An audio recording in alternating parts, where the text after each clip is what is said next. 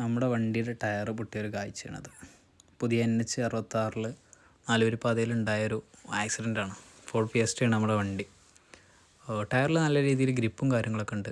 പക്ഷേ നമ്മുടെ ടയർ വരുന്നത് 2010 മോഡൽ ടയറാണ്. ഇതിപ്പോൾ 2025 15 വർഷം കഴിഞ്ഞിട്ടുണ്ട്. അപ്പോൾ അതിൻ്റെ എക്സ്പയറൊക്കെ കഴിഞ്ഞിട്ടുണ്ട്. ഈ ഒരു സംഭവം എന്താ വെച്ചാൽ ടയർ ചീന്തിയിട്ട് ടയർ ബോഡിയിൽ അടിച്ച സംഭവമാണത്. ഇതാണ് ഇപ്പോഴത്തെ ടയറിൻ്റെ അവസ്ഥ. മൊത്തത്തിൽ കീറി പറഞ്ഞിട്ടുണ്ട്. നല്ല രീതിയിൽ ഗ്രിപ്പും കാര്യങ്ങളൊക്കെ ഉണ്ട്. പക്ഷേ 2010 മോഡൽ. അതിന് വിള്ളലും കാര്യങ്ങളൊക്കെ ബാക്കി 3 ടയേഴ്സിനും നമുക്ക് വിള്ളലും കാര്യങ്ങളൊക്കെ ഉണ്ട്, എടുത്ത് കാണിക്കുന്നുണ്ട്. അപ്പോൾ അത് നമ്മൾ ശ്രദ്ധയിലുണ്ട്. പക്ഷേ അത്രയും കട്ടയും കാര്യങ്ങളുണ്ടായപ്പോൾ നമ്മളത് മാറ്റാൻ നോക്കിയിട്ടില്ല. അതാണ് സംഭവം ഉണ്ടായത്.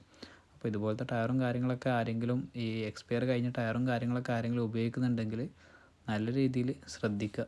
ലോങ്ങൊക്കെ പോകുമ്പോൾ ശ്രദ്ധിക്കുക.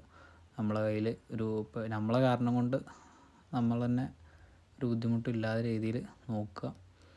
അപ്പോൾ ടയറിൻ്റെ കാര്യങ്ങളൊക്കെ മൊത്തത്തിലൊന്ന് ചെക്ക് ചെയ്യുക വണ്ടി എടുക്കുന്നതിന് മുമ്പ്. പെട്ടെന്നായിരുന്നു എല്ലാം.